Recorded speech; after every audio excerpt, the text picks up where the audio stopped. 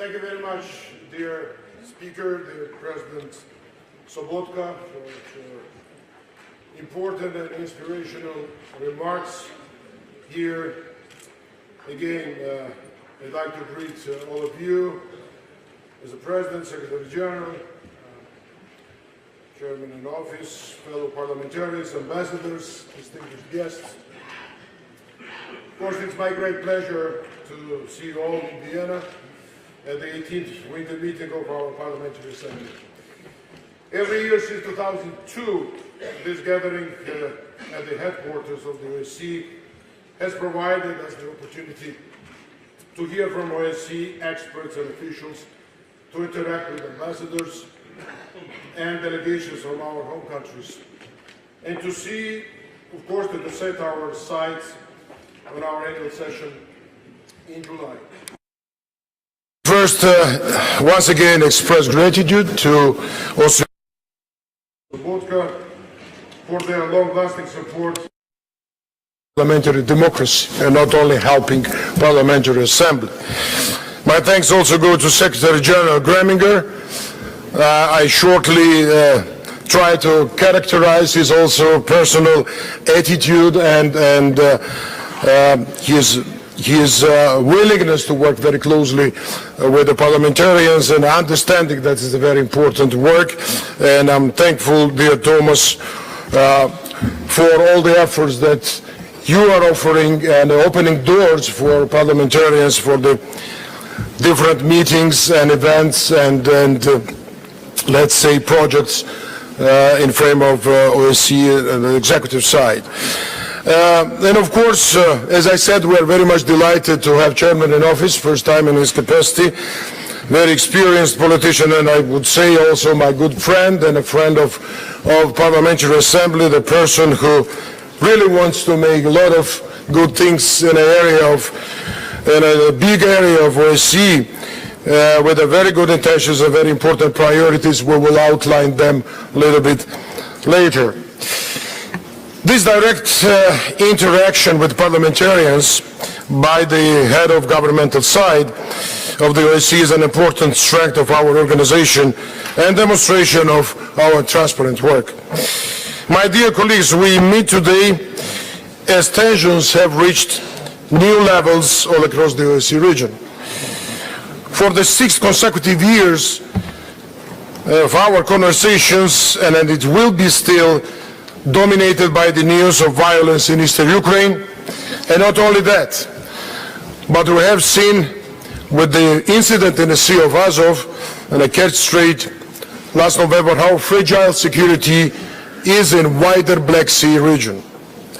During the past week, SMM has witnessed approximately 37% increase in ceasefire violations and lost a long-range UAV in non-government controlled areas of Luhansk. In the South Caucasus, we continue to hear heart-wrenching stories of separated families and inaccessible and central homelands. While a high-level commitment to intensify negotiations and reduce tensions renews the hope to settle conflict over Nagorno-Karabakh, I can only deplore the lack of progress in Georgia, where our citizens continue to live in fear of being kidnapped in any moment for venturing near the so-called administrative line, and also suffer a continuing practice of illegal borderization. But we have also witnessed some positive developments which deserve to be recognized as such. The resolution of the long-standing name dispute between Skopje and Athens is a crucial step for the Southeast Europe and should serve as a template for further advanced regional cooperation. The Transnistrian settlement process has also marked tangible progress and should also advance an advanced resolution of other protracted conflicts in the OSCE region. We must build on these successful examples of international diplomacy, redouble our efforts, and complement our respective added values in good faith. There is a palpable climate of disaffection for a wide range of our populations. The Yellow Vest protests in France have captured our attention for several months now, and have demonstrations also we have in Belgrade, Budapest, and unfortunately most recently in Tirana. This set of domestic challenges should not come at the expense of important democratic reforms, including in the electoral and the judicial spheres, and nor serve to distract from strategic foreign policy priorities. In the shadow of Brexit, half of our countries will lay these concerns bare in European elections. In Moldova next week, in Ukraine and in North Macedonia, there are crucial elections coming up with various geopolitical implications. The refugee and migrant crisis that has been at the heart of European concerns for several years is now at the center of political debates in the United States. With uncertainty characterizing our political landscape, we are faced with even more uncertain times ahead. This was made evidently clear at the Munich Security Conference earlier this week, which also exposed how international order is under constant threat. And I know that some of our members, the leaders, they took part in this conference. All the alliances have been undermined by verbal clashes, and treaties at the foundation of the post-Cold War order have crumbled. We should anticipate greater tensions and possible arms races that could escalate following the collapse of INF Treaty. Problems could emerge with Brexit and the complicated situation around the Irish border.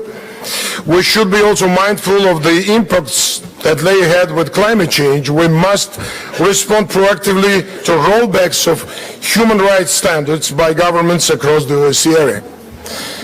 The scope of these joint challenges demonstrates the need for greater transatlantic and pan-European cooperation.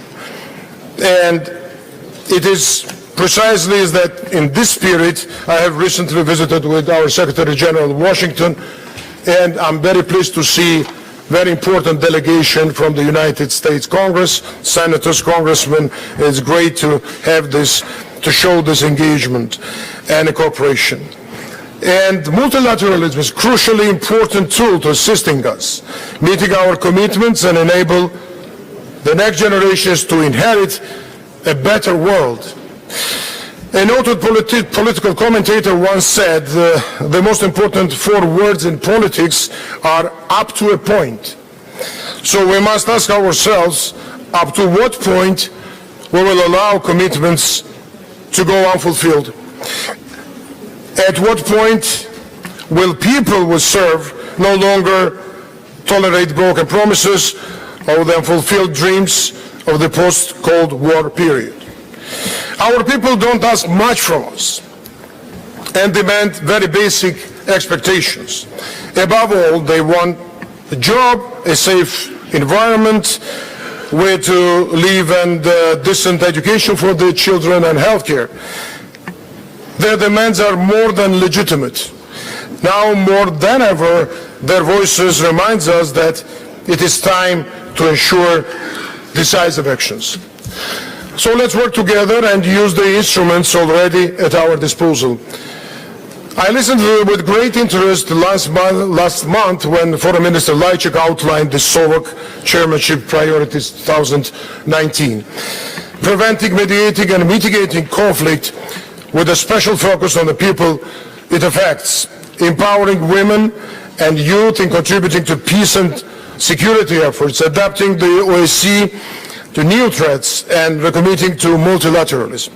It is clear that there is much overlap between these priorities and what has been done and has been also the agenda for Parliamentary Assembly in that regard in the last several years. I recall in particular one sentence from Minister Lajcak's opening statement: Slovakia will dedicate the chairmanship to bringing the OSCE closer to the people it is working for. Parliamentarians are ideally suited to reinforce that special link between our organization and the people. that should most benefit from it, and I'm very confident that the governmental branch of the OSCE appreciates this valuable avenue. And I think also Secretary Graminger will elaborate later on this. It is a good sign that the Italian and Slovak chairmanships have offered me, in my capacity as President of the OSCE PA, the opportunity to address Permanent Council twice per year. These are a valuable opportunity to take stock of our cooperation, but also to advance criticism whenever it's appropriate. Working in close coordination with the chairmanship, the Secretariat and the OSCE institutions, all of them, we have very good cooperation with all of the institutions. We must continue to push our countries and governments to achieve some tangible progress in putting an end to the crisis in and out Ukraine, protecting journalists, enabling the contributions of civil society, or promoting the participation of more women, youth, and citizens who are underrepresented. Looking around the room here, I see strong national voices and leaders recognized abroad. We have among us several speakers of parliament, a number of former government ministers, and numerous politicians likely to be called to fulfill very important and high duties in the future. With such expertise and wealth of experience on hand of the OSCE, our ambitions are very realistic. Today we have close to 300 members of parliament from 55 participating states and 4 partners for cooperation present. Such numbers really are a testament not only to the importance we all give to the OSCE, but also to our collective desire to work together on issues that affect us all. I look forward to engaging in constructive deliberations this week. Yesterday already the ad hoc committee on countering terrorism met to plan the next steps in its very active work. The ad hoc committee on migration will also gather today.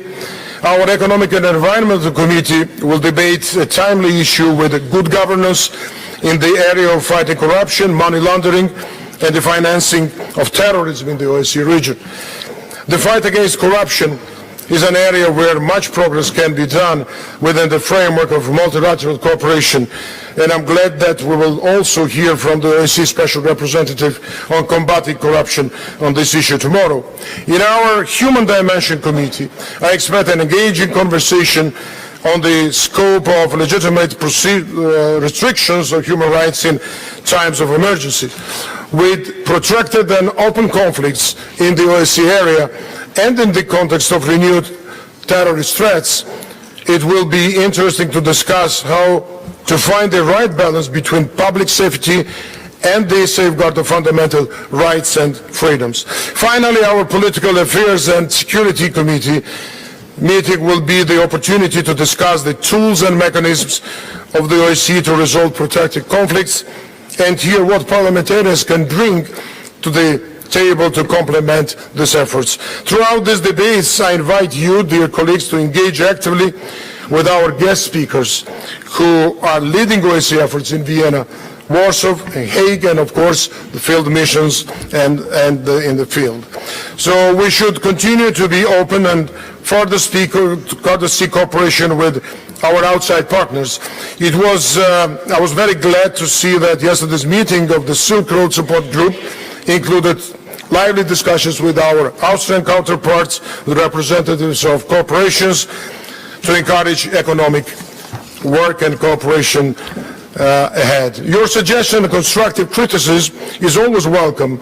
After all, we should seize on political influence to encourage greater political dialogue around the work of the OSCE with the aim of strengthening our organization. From our side, we will also continue to cooperate on this matter, conceptualize and implement reforms in the future.